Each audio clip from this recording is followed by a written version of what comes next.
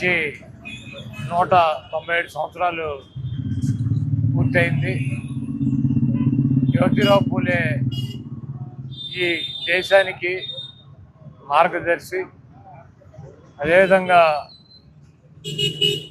ఆయన భార్య సావిత్రిబాయి పూలే ఇద్దరు కూడా బలహీన వర్గాలు, బడుగు వర్గాల యొక్క సంక్షేమం కోసం వాళ్ళ కాళ్ళ మీద వాళ్ళు నిలబడి వాళ్ళు పైకి రావాలన్న ఉద్దేశంతో చదువులు పిల్లలకి చెప్పాలన్నటువంటి ఉద్దేశంతో అనేక ఆంక్షల మధ్య జ్యోతిరావు పూలే గారు అదేవిధంగా సావిత్రిబాయి పూలే గారు ఇద్దరు కూడా మరి ఆ రోజుల్లో పిల్లలకి చదువులు నేర్పి అట్టడుగు ఉన్నటువంటి వర్గాలని పైకి తీసుకురావాలని చెప్పి కృషి చేసినటువంటి మహానుభావులు.